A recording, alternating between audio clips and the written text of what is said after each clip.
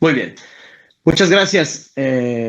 Muchas gracias por la invitación para comentarles mi más reciente investigación. Les agradezco mucho a todos los chicos de CLAEC, Bruno. Me gusta mucho participar con ustedes. Entonces, quiero presentarles... voy a apagar la luz para que puedan verlo mejor. Muy bien, ahí está. Le tenemos un prejuicio al reggaetón. Una investigación sobre psicología y gestión cultural. Vamos a ver. Un momento.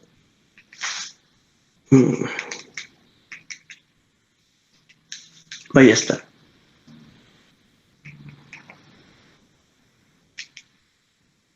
Vamos a hablar un poco de lo que es primero un prejuicio. Un prejuicio tiene tres componentes, básicamente. Esto es psicología. Porque quisiera hablarles primero. A ver, no tengas vida propia. Ahí está. Espéreme.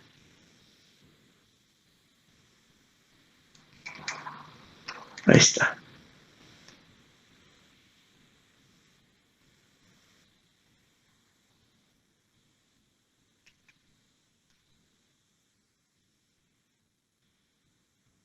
No.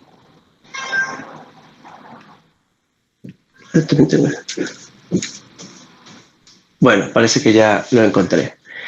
Bien, vamos a hablar de lo que es un... bueno, les quería comentar que mi investigación tiene como objeto de estudiar el reggaetón.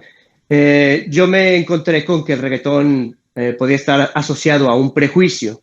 Entonces, por eso, en primer lugar, quiero hablarles de lo que es un prejuicio. Un prejuicio, desde la psicología, tiene tres componentes. Un componente cognitivo, es decir, ideas, pensamientos que están en nuestra cabeza. Un componente afectivo. Bueno, a ver.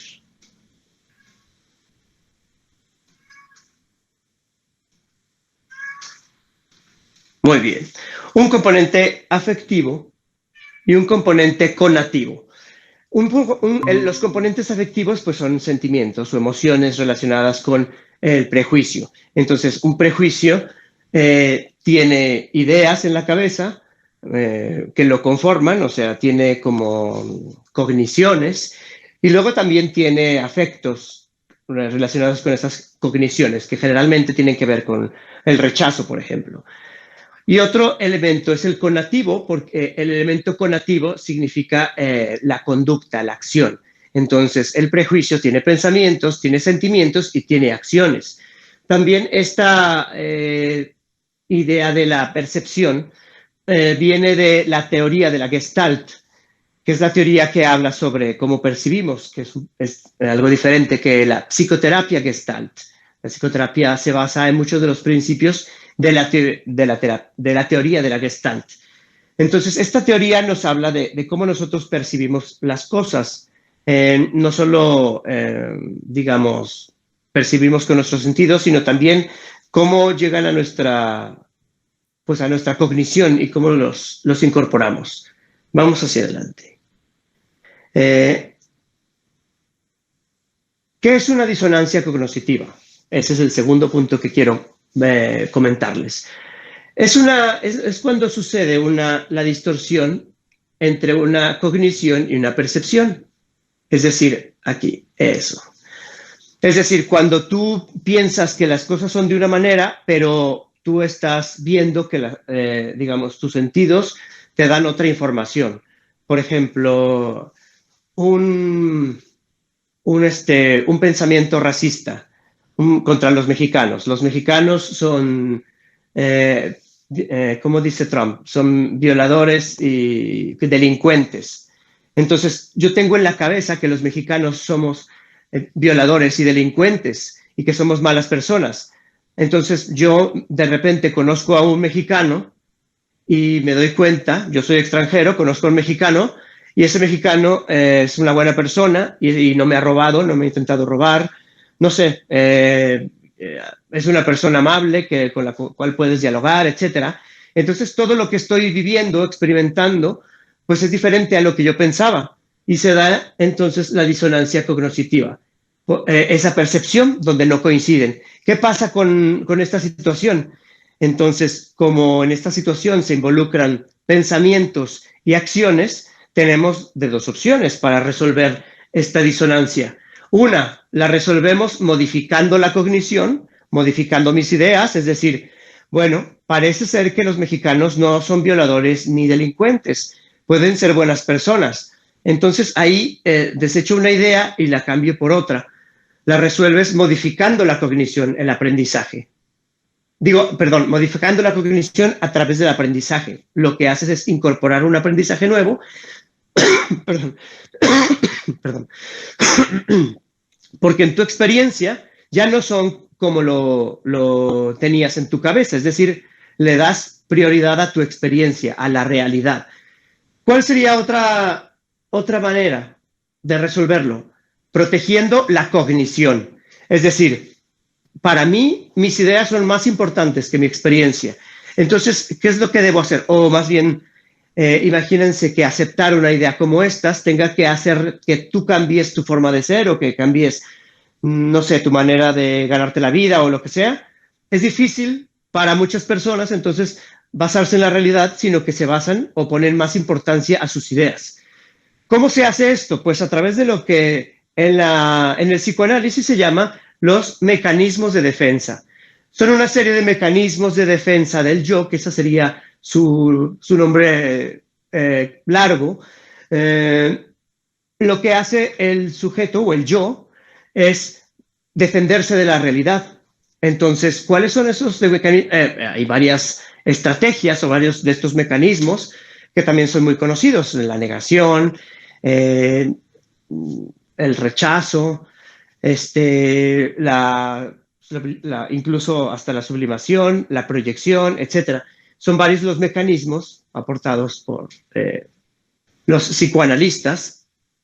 ¿Qué es lo que nos previenen de modificar y de resolver, de modificar nuestra cognición, de no tener que pensar algo diferente, aunque es decir, por ejemplo, cómo actúa la negación? Yo me encuentro con otro mexicano y a pesar de que el mexicano me da muchas evidencias de que puede ser una buena persona o que más bien no está, por lo menos no está intencionado a robar, pues yo no atiendo a esa información y me quedo con mi idea siempre que los mexicanos son así. Entonces, la negación lo que hace es ponerte una venda en los ojos, es decir, alterar tu cognición, alterar tu percepción de alguna manera para que tú no tengas que modificar tus cogniciones, que puede a lo mejor ser muy difícil o muy comprometido para ti. ¿A qué viene todo esto? Bueno, porque ahora toca hablar,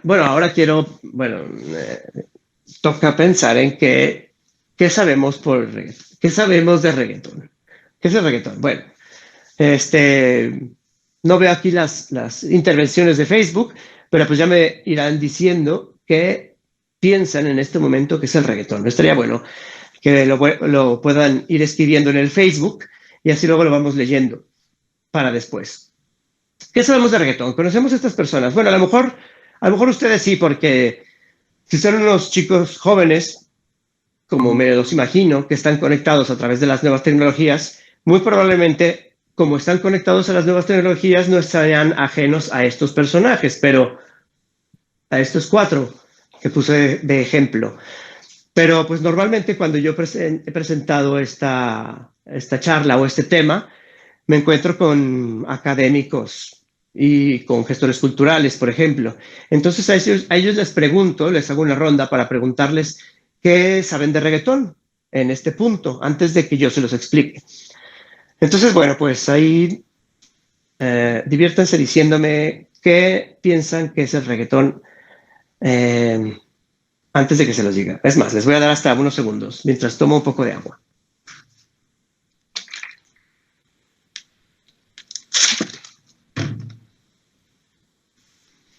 Perfecto. Bueno, pues los que escribieron, qué bueno que lo escribieron. Vamos a ver qué hay por acá. Por supuesto, vamos a comenzar definiendo qué es el reggaetón, ¿verdad? Bueno, pues el reggaetón tiene dos, digamos, componentes etimológicos, que es, digamos, uno de sus influencias, eh, bueno, es una de sus influencias, que es el reggae, que por cierto está declarado Patrimonio de la Humanidad. Casi, casi me imagino que el reggaetón seguirá sus pasos. Bueno, quién sabe. Pero bueno, el reggae, que es Patrimonio de la Humanidad, que es uno de los padres del reggaetón, digámoslo así, y el sufijo ton, que en español significa, o sea, o le da un valor aumentativo, intensivo o expresivo. Esta palabra fue invención de este señor que está por aquí, Michael Ellis, que murió en el año 2014, que era un productor musical panameño, y seguro si ustedes están por ahí en Latinoamérica habrán oído del general. Bueno, y si tienen cierta edad, o sí, porque pues hay unos que tenemos ya cierta edad. Eh, entonces, bueno, este señor se le ocurrió, Michael Ellis, el productor de El General, esta palabra para significar, porque él mismo lo decía así con sus palabras, vamos a hacer un reggae, pero un reggae tipo latinoamericano, y como los latinoamericanos somos muy ruidosos y muy escandalosos, y todo lo queremos hacer grande, pues no vamos a hacer un reggae normal. Nuestra versión de reggae va a ser una versión muy ruidosa del reggae. Por eso le vamos a poner reggaeton, porque pues así lo reventamos todo en Latinoamérica. Bueno, vamos a ver. De esta manera, pues al inventar el vocablo, e incluso la Real Academia Española se lo reconoce a Michael Ellis como el inventor del vocablo. ¿Y qué dice la RAE sobre el reggaetón? Vamos a ver. Género musical bailable de origen caribeño e influencia afroamericana, que se caracteriza por un estilo recitativo y un ritmo sincopado producido electrónicamente. Bueno, piensen que si yo hablo un día con los académicos o profesores, pues muchos de ellos no solo no tienen contacto con el reggaetón, sino que muy probablemente y evidencialmente, según lo que les voy a contar, pues tienen un prejuicio. Entonces, empezar por una definición así puede serles útil. Pero ¿qué pasa con las personas que escuchan reggaetón todo el día y de repente de repente leen o escuchan, porque yo se los digo, la definición de reggaetón? Pues miren, es esta. Yo también pongo otra definición, que es la definición musical de reggaetón, pero no sé si se está viendo bien en la pantalla. Voy a ver si se puede enfocar. No, pues no se puede enfocar. Muy bien, pues yo se los explico. De todas maneras, más o menos se entiende. Esto es un pentagrama. Eso sí me van a tener que creer porque, ay Dios, porque eso sí no se ve. Bueno, aquí hay 5 líneas paralelas. Aquí dice 4 cuartos, que es el ritmo del reggaetón.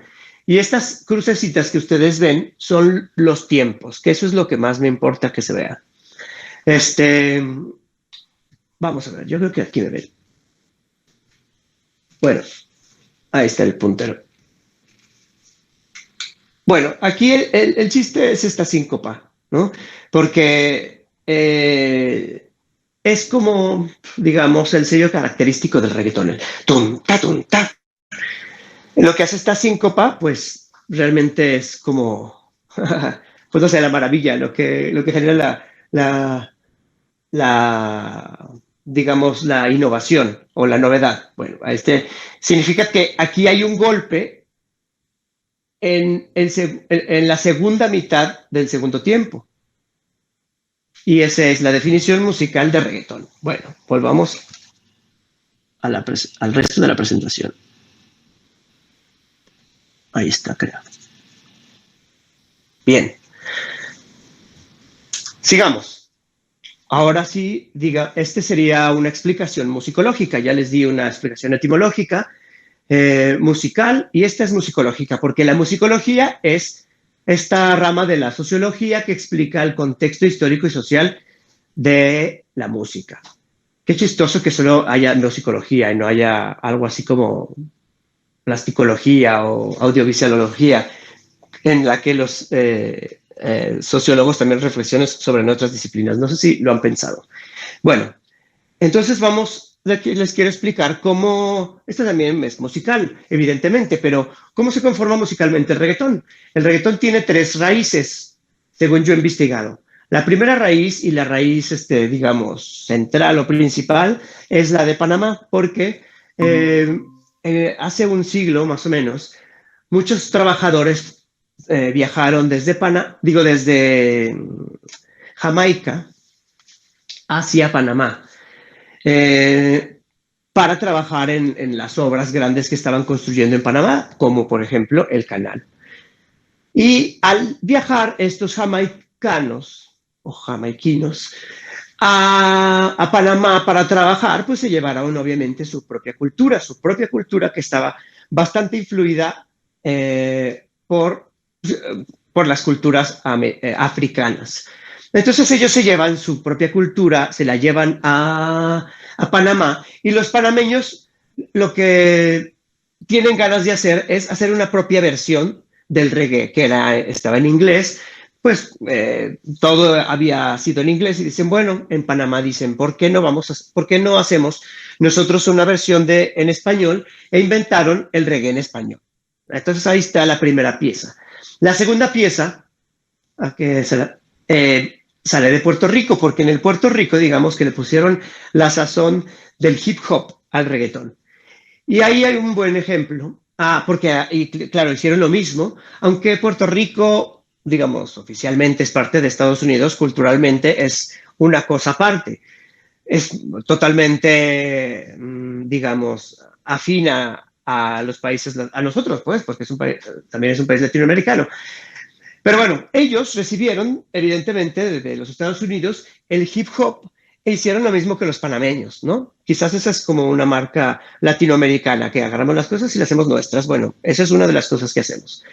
Inventaron ellos el hip hop en español. Ustedes, bueno, si tienen cierta edad, que yo no sé, pero yo, que ya la tengo, me acuerdo de esta canción que se llama Mi abuela de Wilfred y la Ganga. Yo me acuerdo perfecto de cuando era, pues, como un niño que la escuchaba y que me gustaba. Yo no sabía que después de como 30 años estaría exponiendo acerca de esta canción, pero la vida es muy curiosa. Yo un día se los cuento en otra exposición.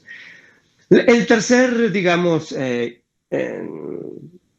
padre o madre del reggaetón viene de la República Dominicana, porque ellos pusieron la estructura, que es lo más importante. Bueno, es una gran aportación.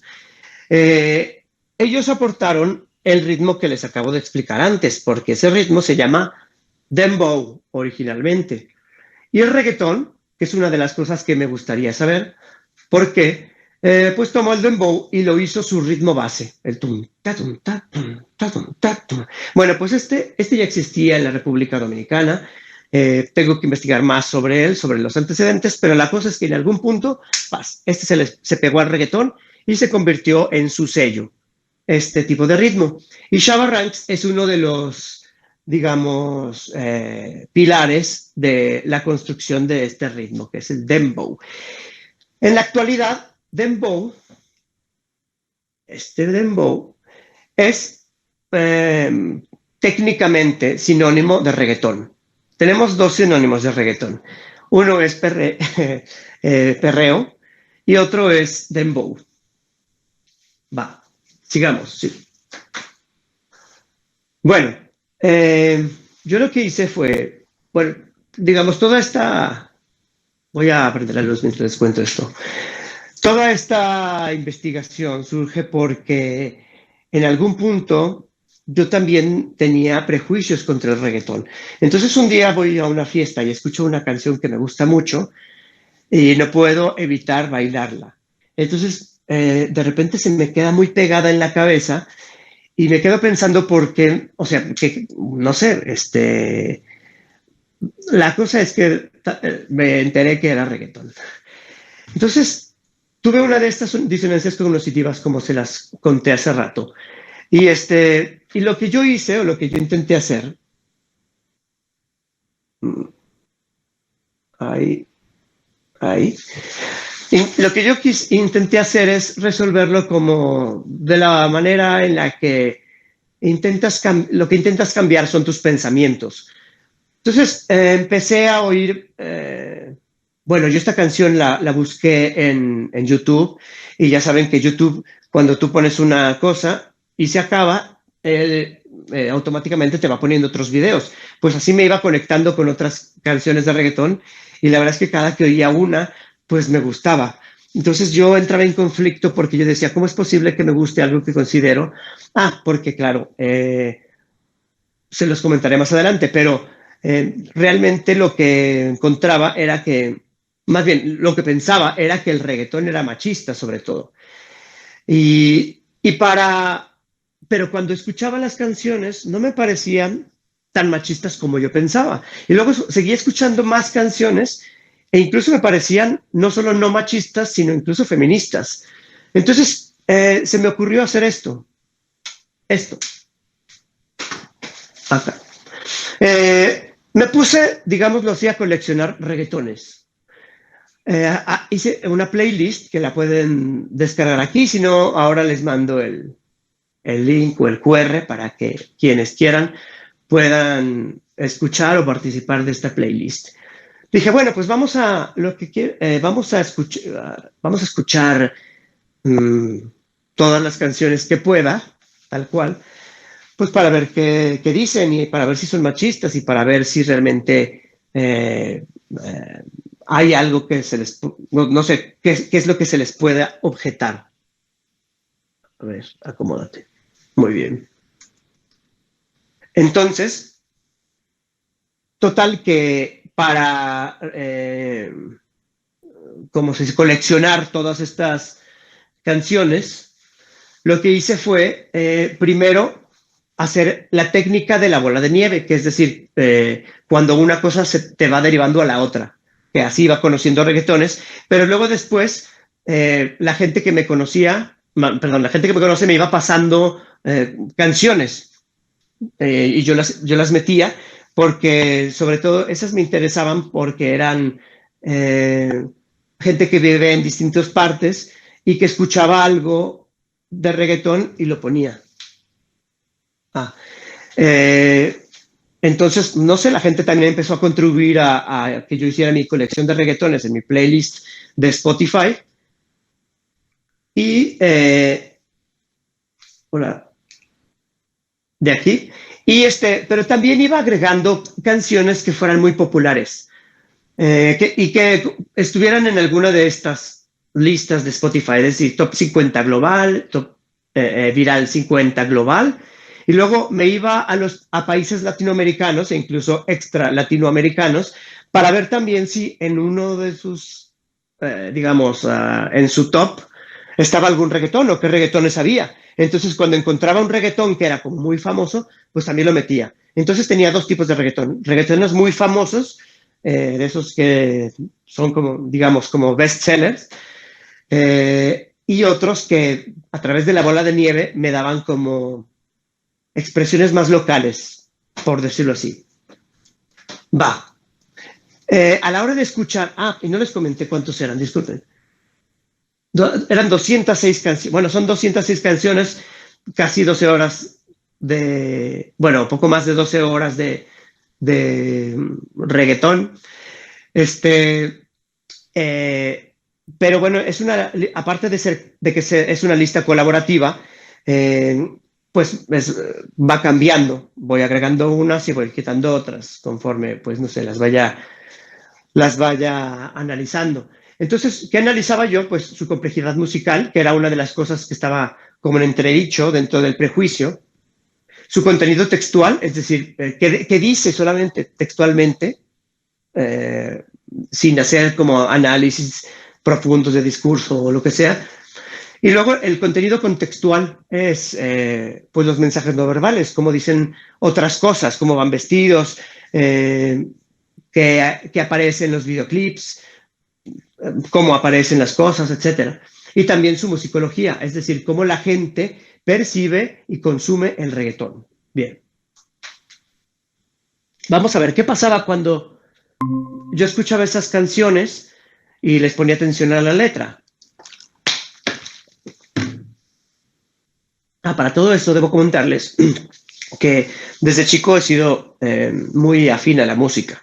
Entonces yo estudié música desde pequeño y ahora, lo que más me gustaba escuchar era la ópera, y sobre todo ópera, pues no sé, muy rara, como la ópera barroca francesa o algo así. Y lo que yo hacía, pues escuchaba la ópera y no sé, se me quedó por costumbre tratar de entender lo que decían. Entonces escuchaba y escuchaba, escuchaba y a base de escuchar, pues iba averiguando lo que decían las óperas, porque muchas veces cuando yo las compraba no había forma de ver el libreto y no tenía ese libreto. Entonces, pues no sé, era una manera como muy rudimentaria de saber de qué se trataba una ópera rara que no, cuyo libreto no podías entender. Entonces, de repente, pues empecé a escuchar reggaetones y me di cuenta que tenía como esta habilidad, esta habilidad de escuchar una canción, como diría el iPhone, en segundo plano y seguirla analizando, como diría el iPhone, porque eso me lo dice todo el tiempo. Entonces, que es, en vez de encontrar machismo, como se los comentaba, yo lo que encontré es un cambio de discurso hacia precisamente el lado opuesto, hacia lo feminista. De hecho, incluso mayor protagonismo de las mujeres, porque de unos años para acá empezaron a efervecer las reggaetoneras, que eso era algo que no existía hace 5 o 10 años. Relaciones más igualitarias que se plantean entre hombres y mujeres. Eso se decía textualmente en las letras, así como el empoderamiento femenino. Las mujeres, cuando aparecían, no aparecían como objetos sexuales, aparecían como seres independientes, autónomos, que querían tener una emocionalidad autónoma de sus parejas o de los hombres. Las mujeres expresan sus deseos, tanto sus deseos afectivos como sus deseos sexuales, etcétera, y son explícitas ellas, o sea, ellos expresan su deseo como ellas lo sienten, no aparecen, al menos como en donde yo lo vi, como supeditadas a un hombre, por ejemplo. Además, que los hombres reggaetoneros que empiezan a aparecer ya son otro, digamos, ya muestran otro tipo de masculinidad, ya no muestran esa masculinidad relacionada con el Latin lover o con eh, el macho de pelo en pecho, sino que se descubren como hombres sensibles, que tienen emociones, que también sufren, que coquetean, que tienen deseos, etcétera. Eh, y los hombres que ya cantaban reggaetón, también después del análisis que hice, iban abandonando poco a poco los discursos machistas que tenían. Digamos, se fueron suavizando o hasta cambiando. Por ejemplo, Pitbull, Daddy Yankee o el mismo Maluma, a lo largo de estos años, ha ido como, desde mi percepción, abandonando un poquito el discurso machista y ahora, pues hasta es muy feminista y canta resaltando las cualidades que tiene Madonna como mujer. Y entre ellas está, pues, la autonomía, esta que les comentaba, y estos otros elementos. Entonces, digamos que también los hombres han ido manifestando un tipo distinto de masculinidad con respecto a cómo se hacía el reggaetón. Es decir, eh, también es verdad que cuando nació el reggaetón y después de unos años de haber nacido, era digamos, todavía un movimiento más simple de lo que es ahora. Y sí, era bastante machista en esos momentos. Y yo creo que de ahí se alimenta, evidentemente, el prejuicio que hay ahora en estos momentos. De hecho, me gustaría preguntarles si pueden participar por el Facebook desde sus países, que no sé desde qué países se están conectando, probablemente haya muchos de Brasil. ¿Cómo se percibe el reggaetón? ¿Lo ven ustedes en su día a día, que enfrenta un prejuicio, que enfrenta rechazo? La gente lo suele consumir, ustedes lo consumen. Si me pueden contar eso, a mí me interesaría mucho y me serviría incluso para el resto de las investigaciones que estoy haciendo.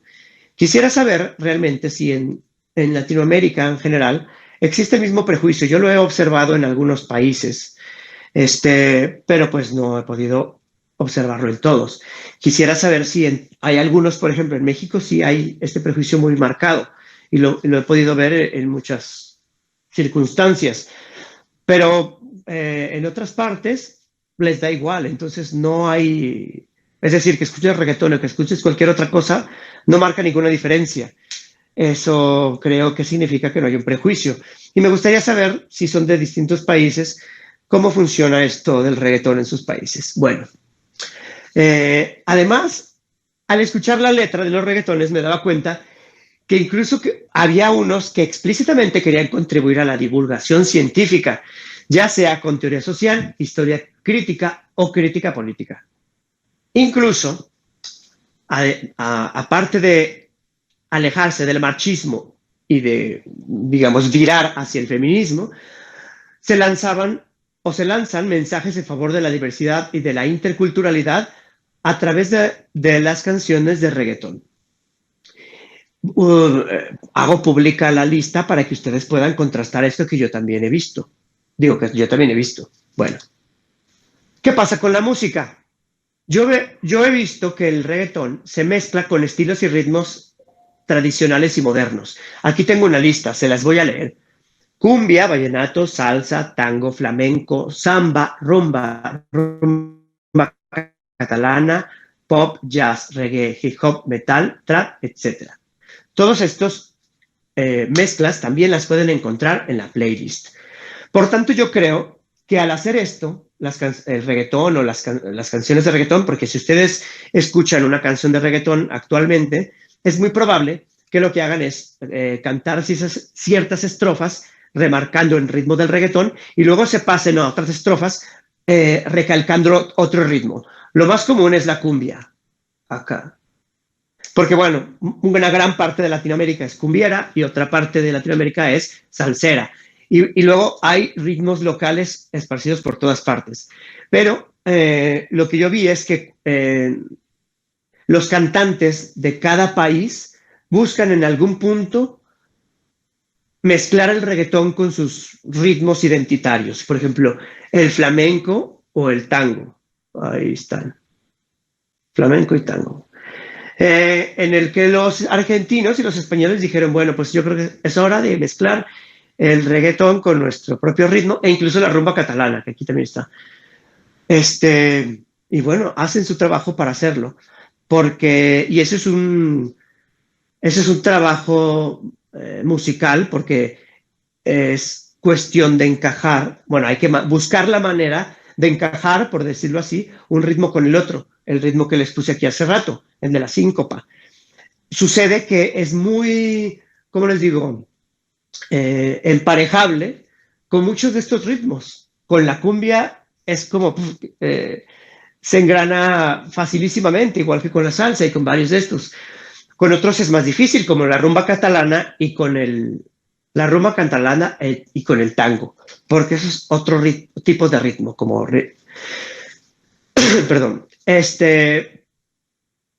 Entonces, esto para mí marcaba la complejización instrumental y de orquestación, y también observaba que los acentos del dembow, me refiero sobre todo a las síncopas que expliqué, no lo marcan siempre los bajos, que, digamos, sería una canción estereotipada del reggaetón, el tum, ta, tum, ta, tum, que esto lo marcara siempre el bajo de la percusión, es decir, la percusión más ruidosa. Ta, ta, ta. En los reggaetones, ahora, no siempre está esta señal o ¿cómo se dice? Recurso. Este recurso de que se marque el ritmo del reggaetón con la percusión más ruidosa o las percusiones más ruidosas, sino que se marca el ritmo, se marca la síncopa con otros elementos musicales, tanto como la melodía. O sea, la melodía es la que marca el acento, lo que está cantando quien lo canta, o también los instrumentos que no son siempre percusiones. Entonces, eso me hablaba de que se va complejizando la cosa. Bueno, ¿cuáles son los aspectos musicológicos que yo he observado? Esto ya se sale de la lista de Spotify, ya no se trata solo de escuchar Spotify y de analizar las letras y la música, sino de ver cómo se consume el reggaetón y cómo la gente lo percibe.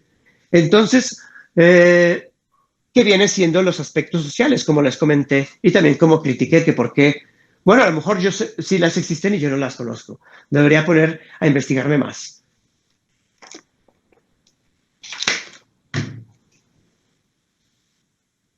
Entonces, perdón, ¿qué observé? Bueno, las letras promueven aspectos culturales locales, igual que hacen bueno, eso de mezclar el reggaetón con los ritmos locales, a mí me parece que es una forma de promover la cultura propia de cada uno de los cantantes, porque no solo lo mezclan con su propio ritmo, sino que también hablan de sus elementos culturales comunes, por ejemplo, como lugares públicos y representativos de sus ciudades.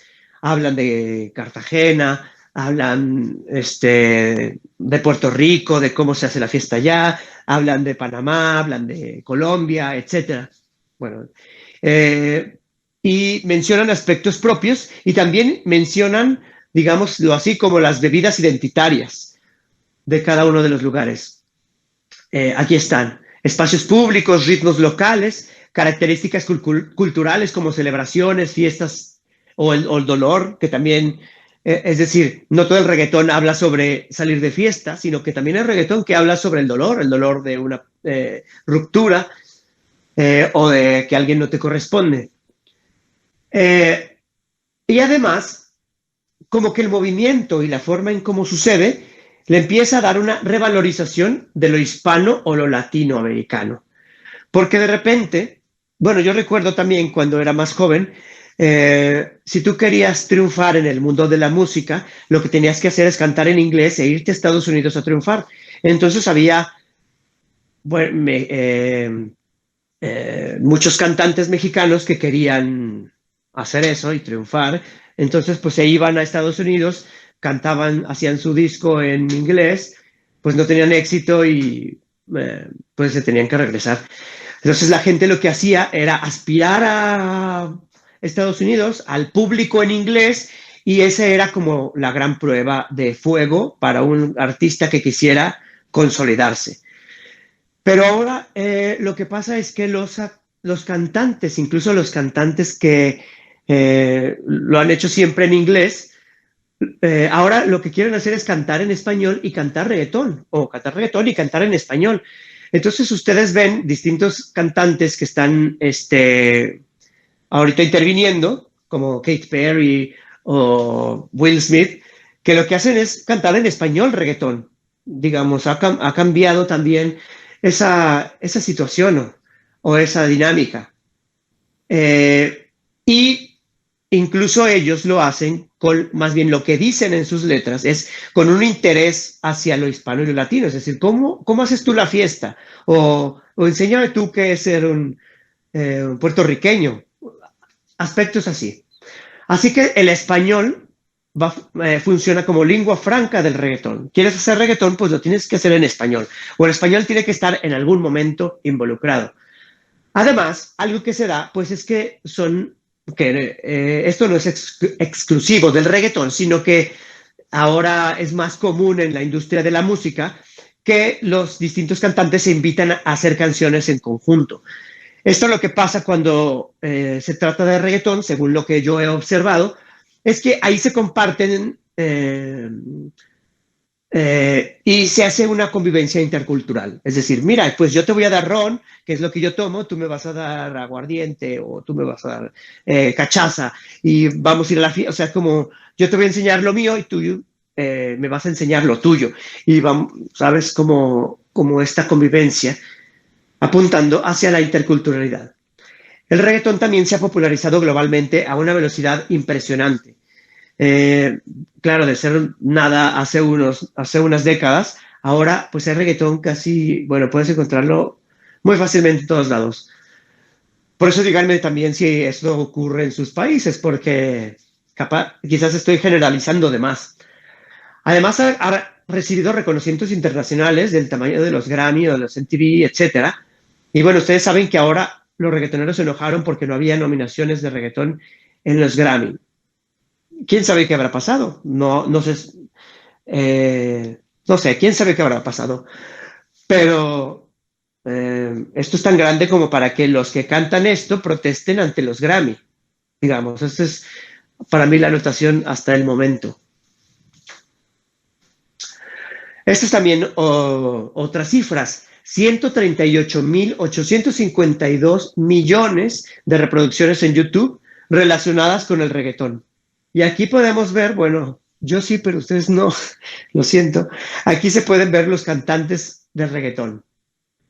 Justin Bieber, Katy Perry, Ed Sheeran, Taylor Swift, Shakira, Rihanna, Eminem, Ozuna. Ah, no, perdón, estos no son los que cantan reggaetón, estos son eh, las, los cantantes que en este momento, bueno, en este momento casi, cuando yo hice la gráfica, están en el top de reproducciones de YouTube ligadas al reggaetón. Y lo que yo hice fue marcar con verde las que estaban relacionadas con el reggaetón. O sea, los cantantes que han cantado reggaetón, que sería Justin Bieber, Katy Perry, Shakira, Ozuna, Enrique Iglesias, Daddy Yankee, J Balvin, Nicky Jam, Maluma y Luis Fonsi, son las personas con más reproducciones en YouTube ligadas al reggaetón. Esto es el 51% de los canales de YouTube que están ligados al reggaetón. Y se los comento para ver como la dimensión del fenómeno, por lo menos la dimensión comercial o la dimensión global. Bueno, ¿cómo hice esto? Bueno, esto es un método cualitativo de hacer las entrevistas, de hacer las investigaciones. Y lo digo así porque cuando yo empecé a trabajar en eso, bueno, yo les decía que esto empezó con una disonancia cognitiva. Cuando empecé a ver reggaetones, escuchar reggaetones, y también a bailarlos, me di cuenta que era algo completamente distinto y me empezaron a surgir muchas dudas de por qué entonces hay un prejuicio así, si el reggaetón ahora mismo es algo muy diferente. Esto me llevó a, bueno, una cosa lleva a la otra, pero lo que quiero recalcar en este momento es cómo se va tejiendo una investigación cualitativa. Al principio tienes una idea, como decían Taylor y Bogdan, tienes una idea difusa, tienes más o menos una intención o podrías tener una intención de lo que quisieras hacer, pero es muy difícil encontrar o es más difícil ir encontrando la concreción. Pero es lo que dicen Taylor y Bogdan, que eso es una manera de empezar una investigación cualitativa, haciéndote primero preguntas, teniendo una idea más bien difusa y conforme vas conociendo el fenómeno, te vas haciendo preguntas más concretas. Y creo que eso es lo que me pasó y eso es lo que apliqué en esta investigación. Entonces, digamos, al principio, yo no estaba, esto no lo planeé, no hice un protocolo para presentarlo a alguien, no, se me fue ocurriendo, digamos, sobre la marcha. Me fueron surgiendo preguntas y fui digamos, hacia observaciones y hacia entrevistas, precisamente, pero de forma encubierta, desde el 17 hasta este año. ¿Por qué de forma encubierta? Pues porque realmente quería saber cuáles eran sus reacciones, digamos, más vírgenes ante el reggaetón. Y eso podría verse afectado si yo revelara que estaba recabando sus opiniones para una investigación. Lo que hago es compensar esto con el anonimato. Lo que yo hice fue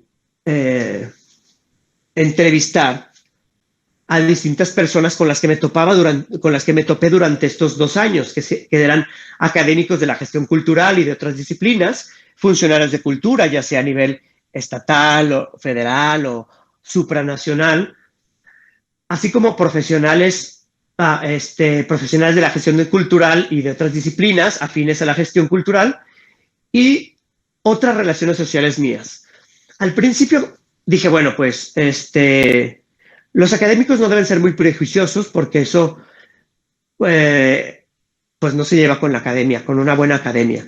Pero luego me di cuenta que sí, que había muchos profesores que tenían un prejuicio, que tenían esa valoración del reggaetón y que cuando les preguntaba, por ejemplo, que concretaran me decían, el reggaetón es algo muy machista y es algo pues prácticamente horrible y asqueroso. Y yo les decía, bueno, va, pero ¿te acuerdas cuál fue la canción que escuchaste que te pareció tan machista?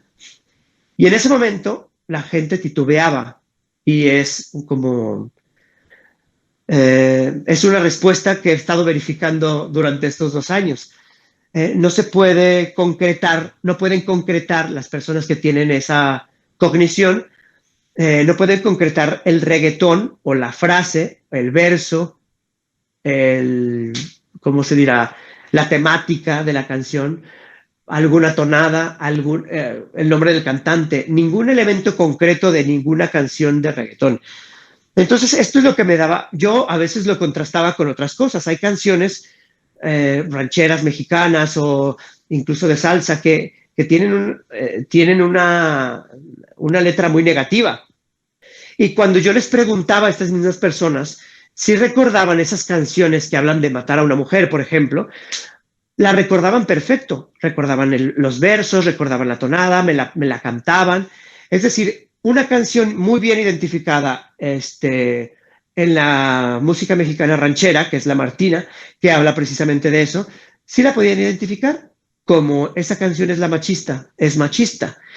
Pero cuando les volví a preguntar sobre reggaetón, no podían recordar o me daban información como muy difusa o incluso nombres cambiados o algo así.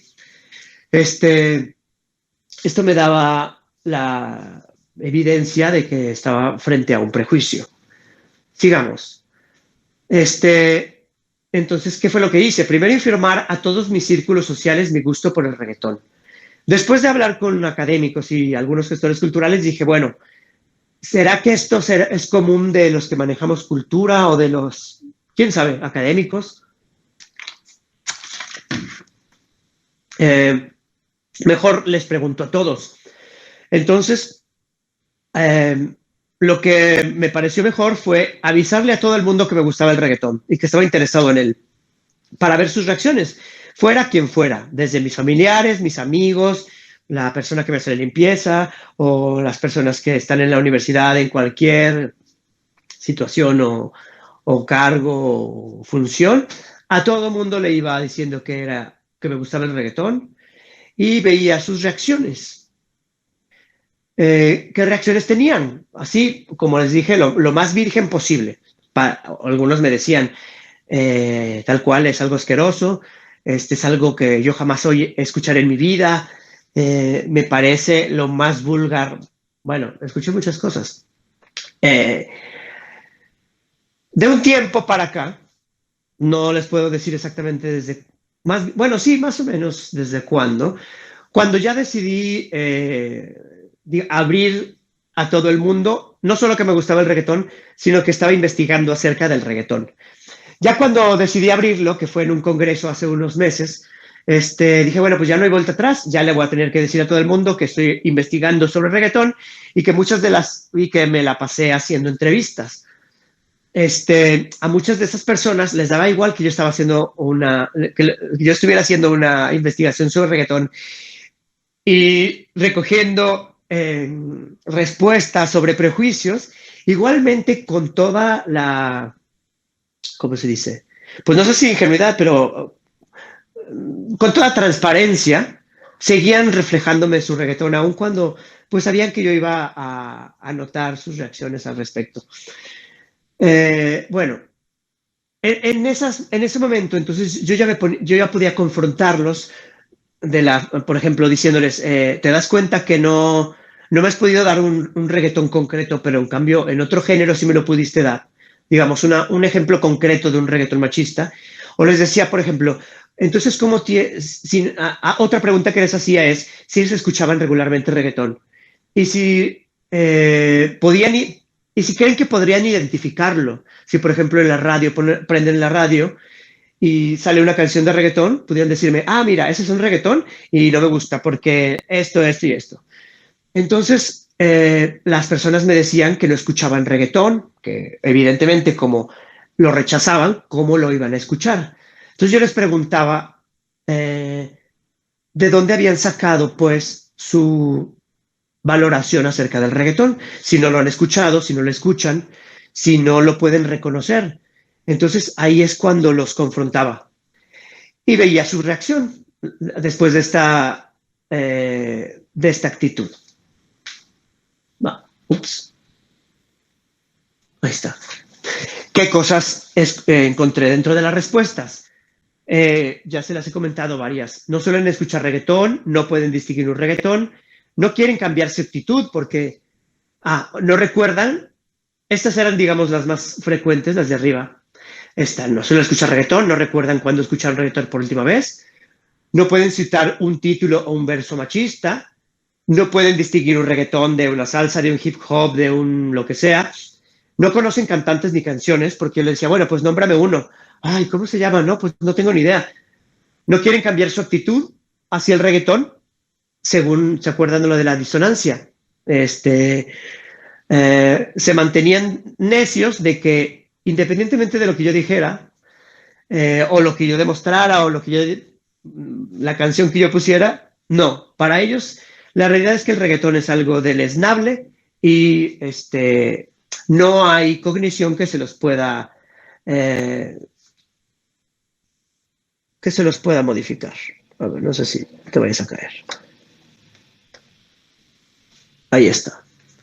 Y incluso no quieren tener contacto.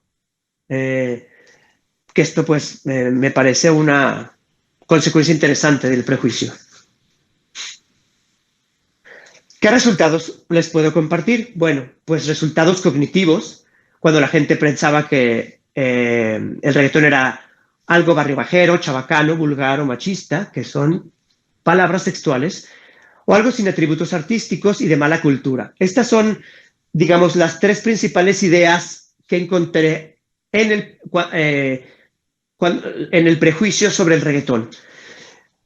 Reacciones afectivas, porque se acuerdan que el prejuicio tiene tres elementos y por eso se los explico así: cognitivos, afectivos y conativos. Los afectivos, que son las emociones, pues eran rechazo, resistencia e incluso odio, así como no, o sea, reacciones potentes, emocionalmente potentes de esto. Y otro es elementos conativos de la conducta, es decir, evitarlo e incluso la violencia. No que se agarran a golpes, o sea, no que les provocara agarrarse a golpes, pero sí como una especie de violencia verbal, diciendo esa porquería, esa basura no la quiero oír en mi vida, me parece lo más bajo y lo más horrible que existe, y quien lo escuche debe ser la persona, no sé, más tonta y más inculta, etcétera. Eso me parecía ya, pues no solo una demostración de odio y de rechazo, sino también violencia verbal. Por eso lo pongo aquí. Bien, ahí está otra manera de presentar los resultados. Estos resultados que también están puestos conforme a lo que vimos que es un prejuicio. Los prejuicios, digamos, entran dentro del género de las actitudes.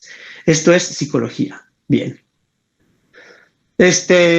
Luego resulta que, luego me di cuenta, más bien, que muchas de las personas, bueno, casi todas las personas, es decir, bueno, me quedaré con el muchas porque no lo conté, pero sí eran muchas personas, que luego me decían que el reggaetón era horrible y asqueroso, y los encontraba bailando en algún momento, reggaetón.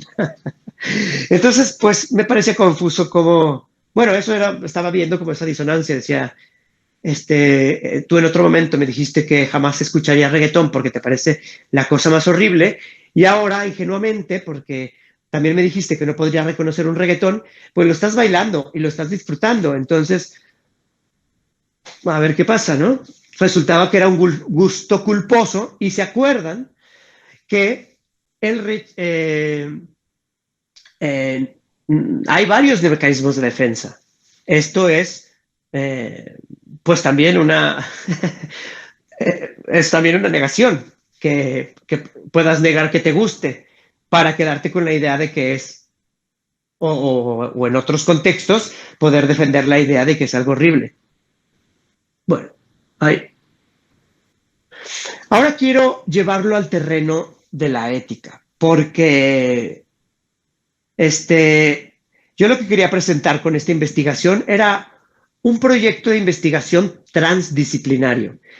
Es decir, un proyecto que pudiera aportar datos desde distintas disciplinas para responder preguntas de distintas disciplinas. Entonces yo ya les he hablado de la música, de la musicología, de la psicología, de la gestión cultural, etcétera, incluso de sociología, de datos de cada una de estas disciplinas para responder las preguntas que me he hecho durante esta investigación. Por ejemplo, que si es machista, que si tiene un prejuicio, etcétera. Y después de ver todo esto, digamos, tuve como consecuencia estas dos preguntas que me parecieron muy grandes o muy potentes o muy de considerar. Porque yo decía, bueno, si yo le cuento a un amigo, permíteme, si yo le cuento a un amigo que me gusta el reggaetón y este amigo me dice que a él no le gusta, pues se queda en el nivel de gustos y aunque él tenga un prejuicio o no lo tenga, pues el hecho de que le guste es bastante válido como para, perdón, el hecho de que no le guste es bastante válido como para que no lo escuche. Pero si yo soy un funcionario de cultura y a mí no me gusta el reggaetón y yo tengo un prejuicio y yo puedo llegar a decir cosas como, si alguien llegara conmigo a proponerme un proyecto sobre reggaetón, se lo rechazaría, porque es un género, pues, de segunda, por ejemplo, que eso es una de las cosas que escuché por parte de un funcionario de cultura.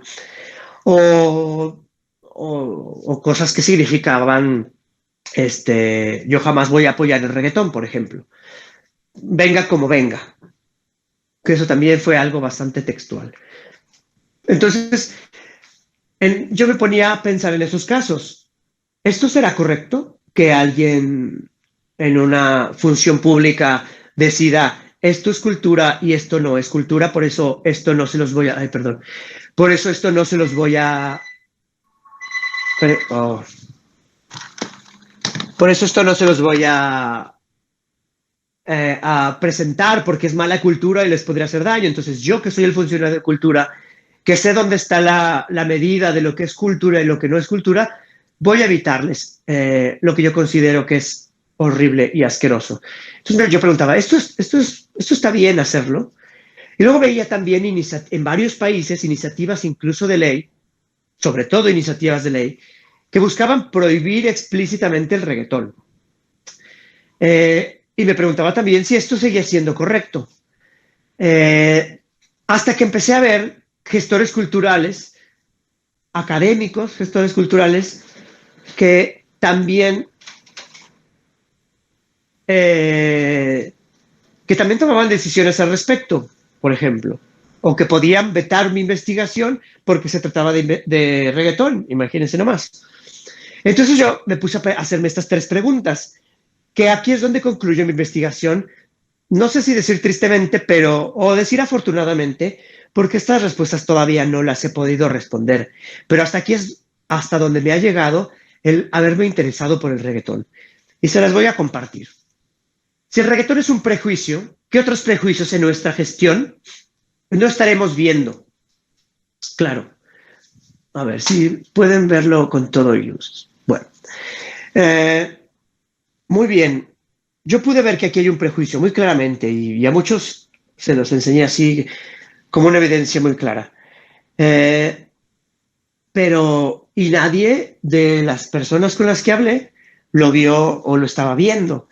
Entonces a mí me dejó la inquietud de nosotros los gestores culturales, qué otros prejuicios podemos tener y no estar identificando. ¿Cómo le vamos a hacer para pensar en esto? Era mi segunda pregunta. ¿En qué espacios los reflexionamos? ¿En qué espacios reflexionamos si como gestores culturales somos lo suficientemente éticos? Y si somos, no sé, si hacemos introspección o si vemos nuestra propia práctica y la analizamos con este lente de la ética. Porque evidentemente en la teoría y cuando tú, no sé, publicas, pues lo que vas a decir es que todas las manifestaciones culturales tienen su espacio, tienen su importancia, cualquier cosa que sea de significación social para la gente debería apoyarse y no debería ponerse en jerarquía o por encima o por debajo de ninguna otra manifestación artística. Eso es lo que se dice, pero en la práctica una manifestación de repente que la tengo prejuiciada, porque a lo mejor sí hace 10 años escuché un reggaetón que me pareció horrible, que sí lo sabía y seguro lo siga habiendo, pero ahora ya son una pequeña minoría. Este, y ahora, y ahora, y ahora, ¿cómo funciona? Entonces, otra de mis preguntas es, ¿cómo nos autorregulamos en nuestro ejercicio ético? Aparte de esto, es así como ¿qué pasa si hay alguien que no lo hace, que no reflexiona sobre su práctica y se deja llevar por prejuicios? ¿Qué pasa con esa persona? ¿Nos quedamos con los brazos cruzados o dejamos que haga lo que sea o nos importa que haya una vigilancia sobre un ejercicio ético en nuestra gestión cultural? Porque ya se nos está pasando un prejuicio y quizás a partir de este prejuicio hemos tomado acciones, perdón, hemos tomado decisiones equivocadas. Así que la última es, ¿en qué instancia deberíamos discutirlo? Tendríamos que responder estas respuestas, digo, tendríamos que responder a esto y tendríamos que buscar los espacios y la manera de reflexionar al respecto de si realmente estamos preocupados porque nuestras decisiones como gestores o como académicos de la gestión cultural vayan acordes con esto y no nos, como te digo, tengamos los mecanismos necesarios para detectar si se nos cuela algún prejuicio o alguna mala práctica. Bueno, pues con esto llegamos al final de nuestra presentación. Se los agradezco mucho y quedo a la orden para escuchar sus preguntas y sus comentarios.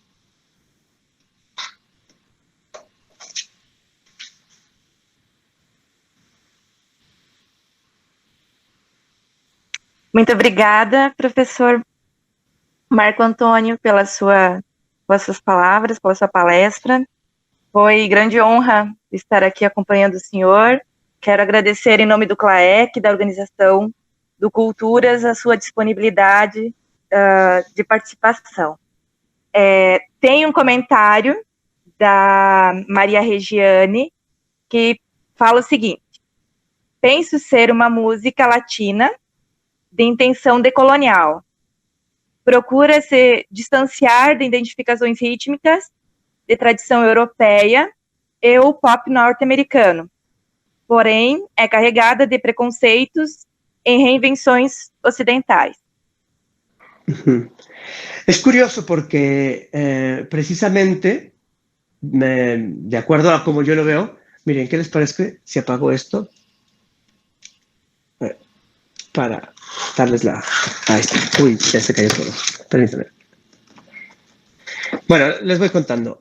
Precisamente de lo que yo he observado es justamente una manera... bueno, yo no lo había visto como de colonial, pero ¿por qué no? Podría verse, sí. Es un movimiento completamente latinoamericano. Yo lo he visto que ha sido como una manera de decir, somos capaces de generar esto. No sé cómo explicarlo. Como dar una muestra de creatividad e ingenio al resto del mundo. Y además hacerlo, porque eso es algo que me pareció muy interesante. No sé si se han fijado que cuando surge otra disciplina artística, más bien cuando surge un nuevo movimiento artístico, lo primero que busca ese movimiento es diferenciarse del movimiento anterior. Si soy el modernismo, no quiero, o el realismo, no quiero saber nada del romanticismo, porque eso son harina de otro costal y nosotros lo primero que queremos hacer es marcar una frontera. Acá cuando surge el reggaetón, en vez de decir queremos diferenciarnos de la salsa, del reggae, de los norteamericanos, de los europeos, de lo que sea, lo empezaron a mezclar y lo empezaron a mezclar, digamos, espontáneamente. Y ahora vemos muchos norteamericanos, como decía anteriormente, muchas personas que han cantado en inglés siempre o que digamos que su carrera la han hecho a base de cantar en inglés, como por ejemplo Katy Perry, Madonna, etcétera, o Justin Bieber, de repente decidan cantar canciones y que esas canciones sean reggaetón y en esas canciones haya español y ellas cantar español. Madonna ya lo había hecho y fue muy criticada, pero ahora no solo es Madonna quien lo está haciendo, sino lo están haciendo todos. Y por parte de Europa me parece algo muy interesante y me gustaría comentárselos porque para mí fue una sorpresa o algo que descubrí que los cantantes españoles de repente como que saltaron al escenario y dijeron, nosotros también vamos a hacer algo. Y empezaron a hacer sus propios reggaetones, con su propia, o sea, a su modo. Y hablando de sus propios lugares, de sus propias tradiciones, de sus propias bebidas identitarias, etcétera, copiando o adoptando ¿cómo se diría? Los criterios del reggaetón, pues, digamos, las características del reggaetón inventado en Latinoamérica, los españoles sacan, lo hacen suyo y hacen lo que hace lo hacen de la manera como lo hacen los cantantes de cualquier país latinoamericano. Lo cantan, bueno, desde cantarlo en su lengua, como Rosalía que canta en catalán, lo adaptan a sus ritmos, como el flamenco o la rumba catalana, que es lo mismo que hace un colombiano, lo mismo que hace un dominicano, y hace pues su propia versión de reggaetón. Entonces empecé a pensar que esto ameritaba hablar del reggaetón como una cuestión iberoamericana, porque ya España no se ve como, digamos, ni ven como hay esos exóticos personajes que son los latinos, como estas caricaturas, sino que se ven integrados al movimiento y en ningún punto pidieron permiso, simplemente lo asumieron y lo asumieron del mismo modo como les digo que los demás países. Y luego también el reggaetón italiano, que lo he encontrado. Y el reggaetón italiano, pues no, se me hace seguro el reggaetón también en otros países, que quizás no lo he encontrado.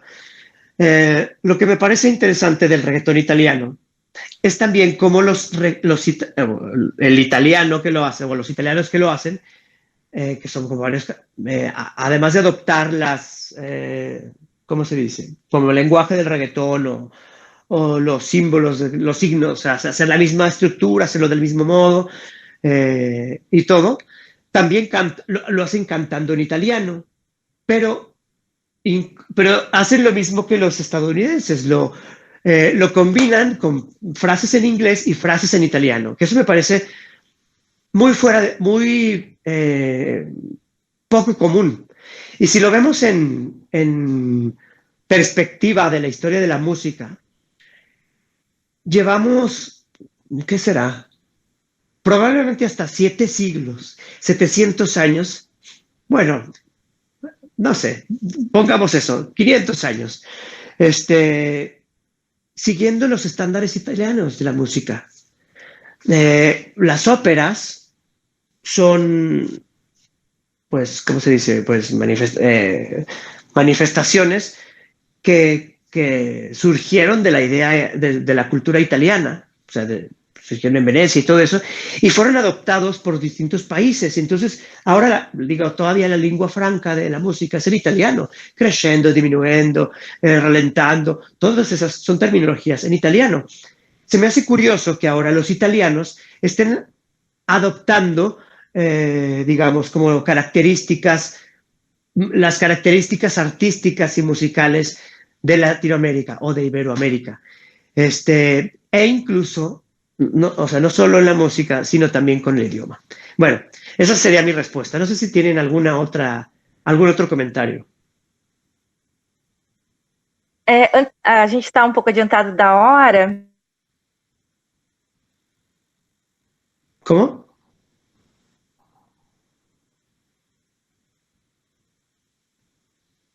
Ay, perdón, no te escuché bien.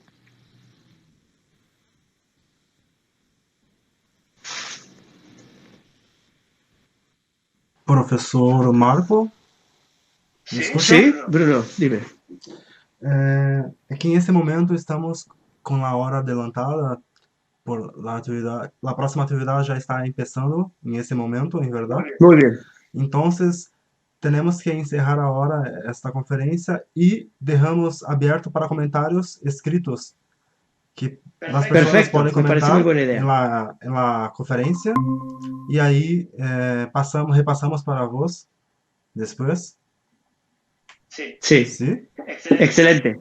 Muy bien. Pues les agradezco mucho su invitación. Espero que haya sido de provecho la conferencia y me quedo a sus órdenes para cualquier duda que tengan. Claro, nosotros también agradecemos mucho la presencia, por compartir tu investigación y quedamos a las órdenes también. Muchas gracias. Muy bien, muchas gracias. Saludos desde México, desde Guadalajara. Chao. Chao, saludos.